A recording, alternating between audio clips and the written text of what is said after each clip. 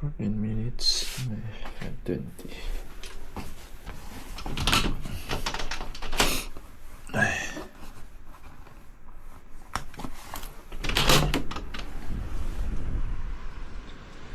my God.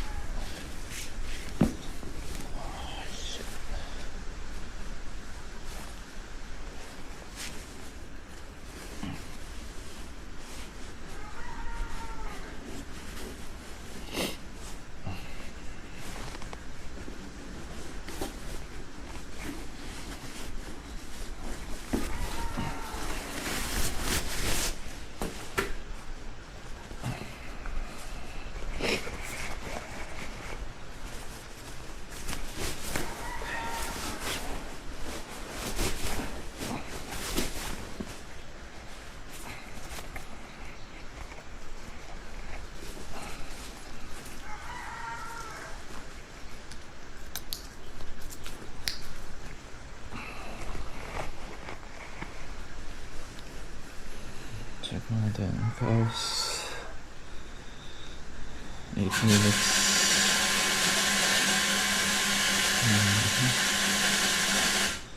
Head up 21. 13. B12. Check water leak. Okay, pala lang ang internet. Sa shed na lang.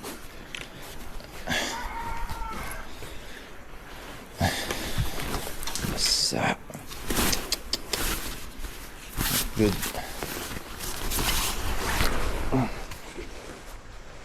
Oh my God, nakalimutan ko ang gloves.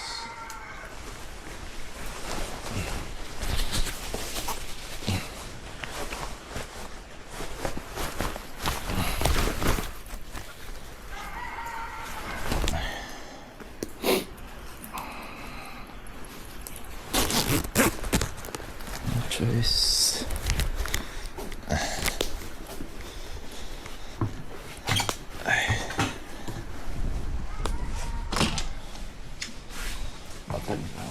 Oh my.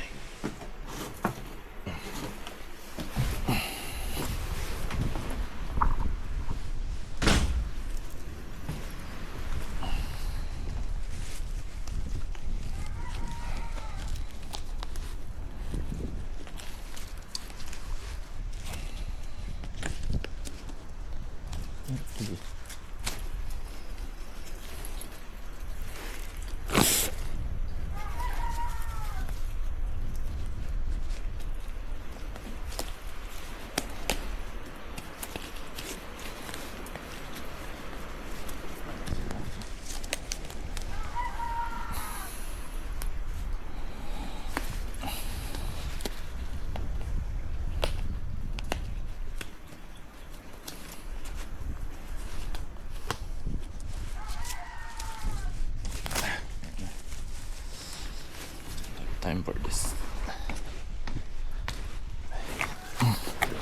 Walang internet. Tumba kagabi. Ito mo binabasag.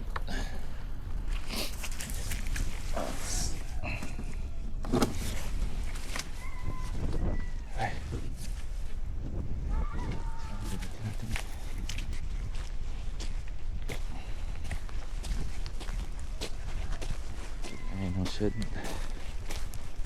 Takas pa rin ang ulan simula kagabi. Ito.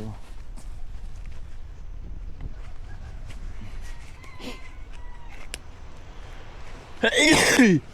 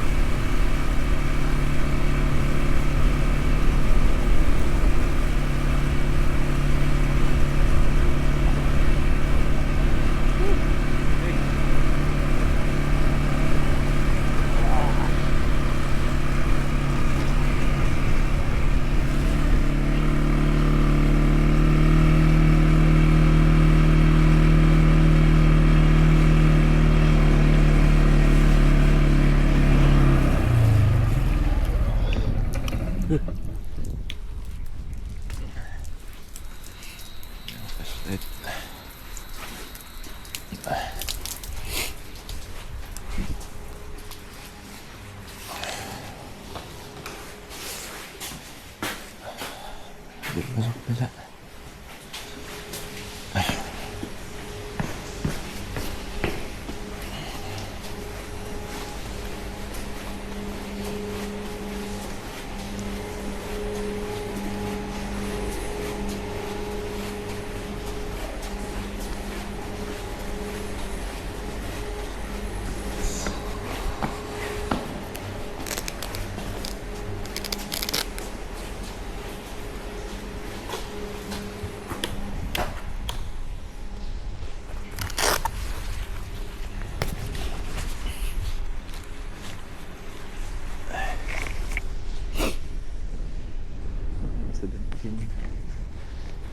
So namin 5:30 at andito na isa.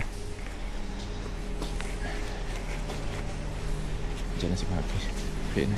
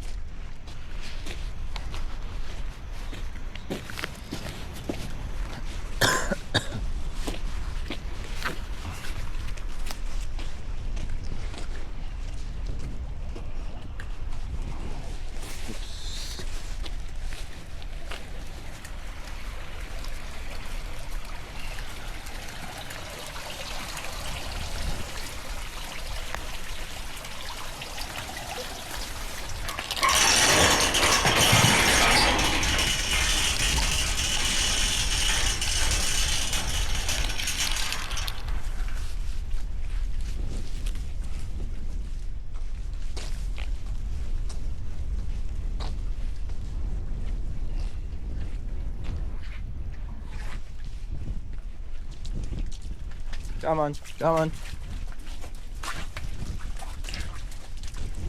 Come on.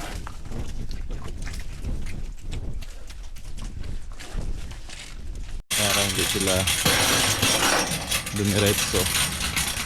Pero meron naman tayong virtual brake fence dito sa feed pad.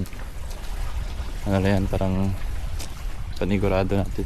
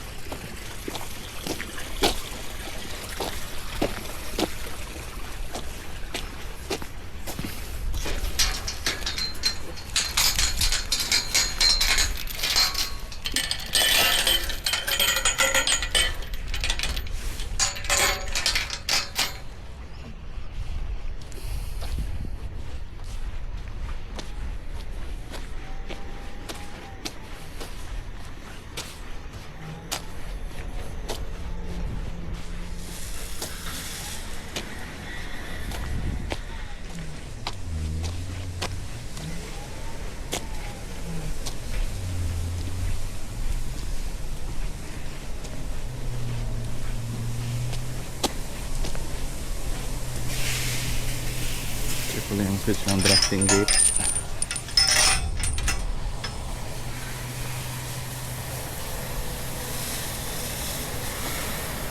Naka-on.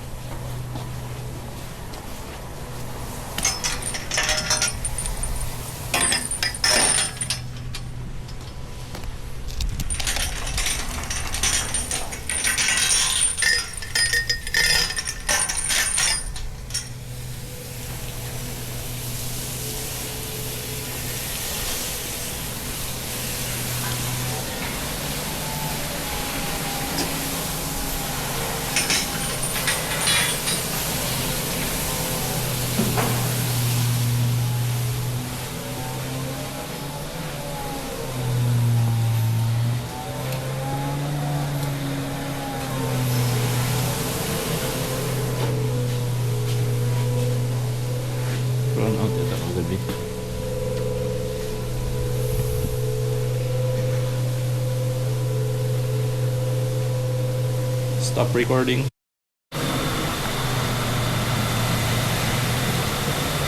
Yeah, start na milking si Maki. Nice ko na rin yung computer. So, ayan, mag-check tayo ng VAT temp. Brown out pala kagabi dahil sa lakas ng ulan.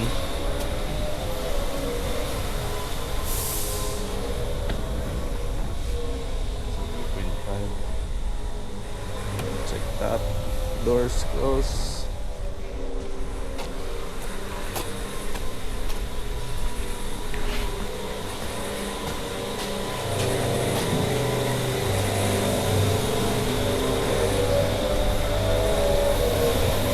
Top open.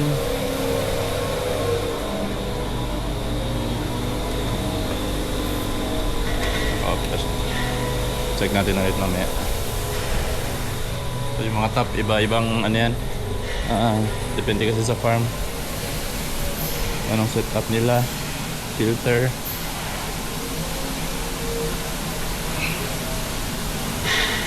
Good.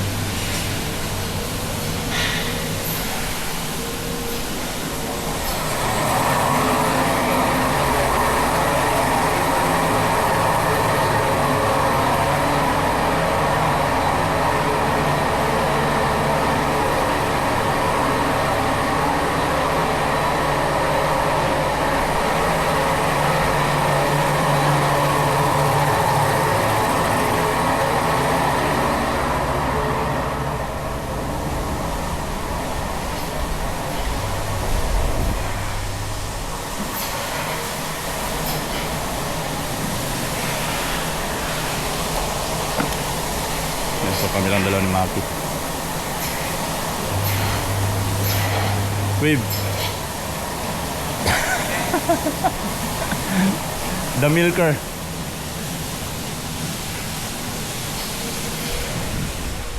Si Maki yung milker ngayon. Morning. Ako naman yung sa labas. Outside job, set gates, check paddocks, push cows, feed out mamaya. Kailangan natin may mga i-check tayo sa farm dahil sobrang lakas ng ulan kagabi. Baka may mga bridge or yung mga tulay na bumigay gaya last time. Ito yung flashlight ko pala.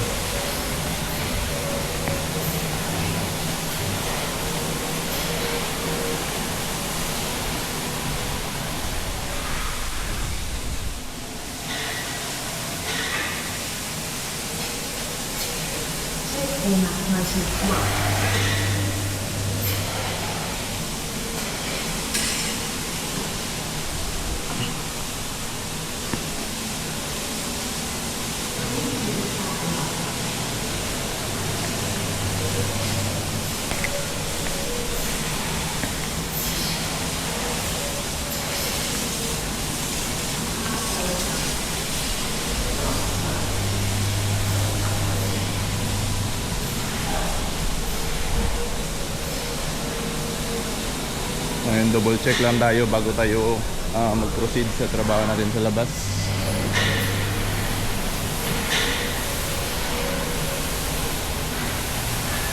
Well, minsan dito sa farm namin, lalo na kapag ganito na malamig yung panahon, although summer siya pero may bagyo yata, yung chili yung ano namin, ito yung plate cooler, nag-ice siya, so kailangan hintayin ko na at least half ng platform kaya ito ma-fill out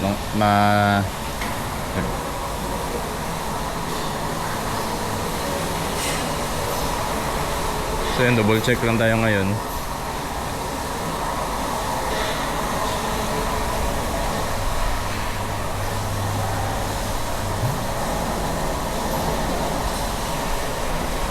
Nagdo-double check lang muna ako bago ako mag-proceed sa trabaho ko sa labas dahil minsan lalo na kapag ganito na malamig yung panahon, yung plate cooler namin nag-ice, so kailangan ko muna i-observe yung milk catcher sa loob ng platform para hindi mag-flood.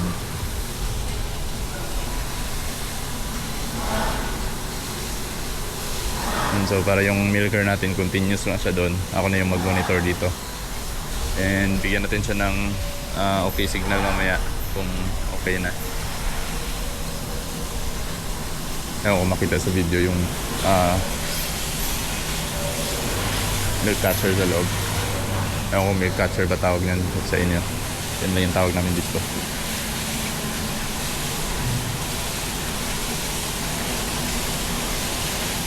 Ayan, so okay na.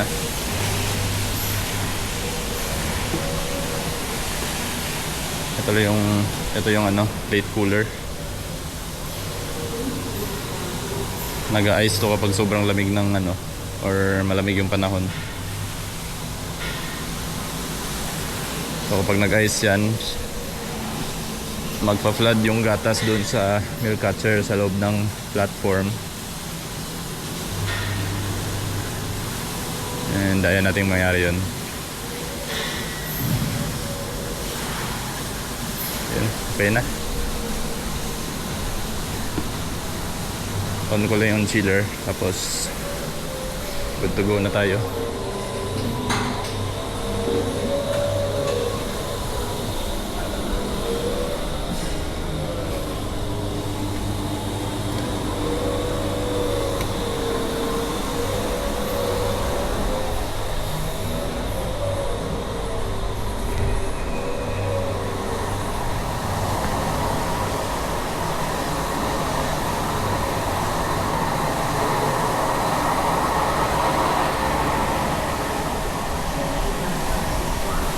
Okay na, Mac. Yun ko na. Ha? Na? Oo, unsa to? Ang computer? Sa weather siguro? Naka-close ang gate sa likod ha kung kailangan mo i-up.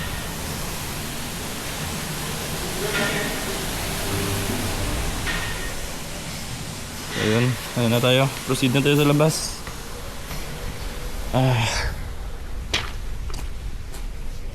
Buti medyo humina yung ulan yan.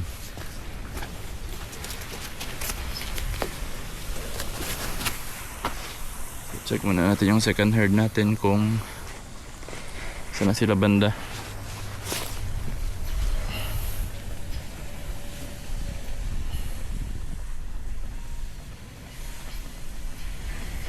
Internet.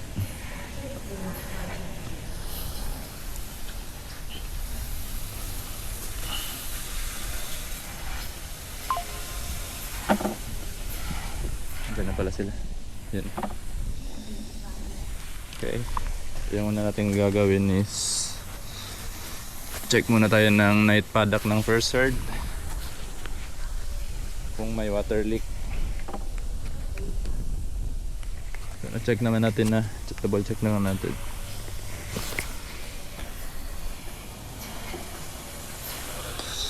Ito yung night paddock ng first herd. Yan, so wala namang natira na baka dyan.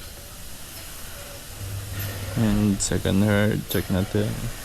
Wala natira. Yan, naglalakad sila lahat. So kailangan na lang natin i-check kung may water leak. Pero i-check ko muna kung bumaba ang water level ng tank. So possible walang water leak. Double check lang natin para sigurado. Ay.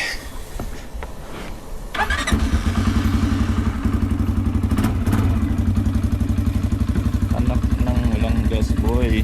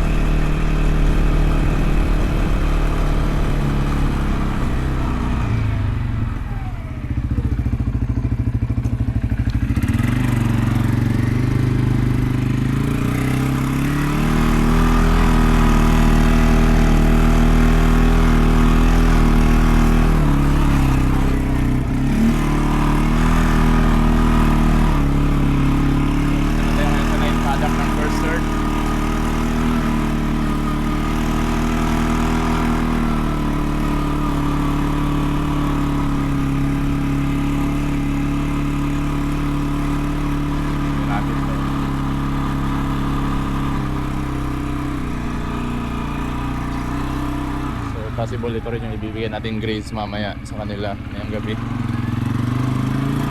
Stop yung brake, so dito na bata. Let's have yung water truck.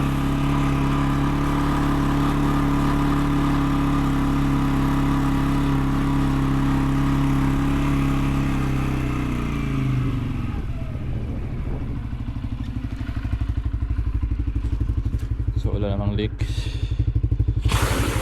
may pressure.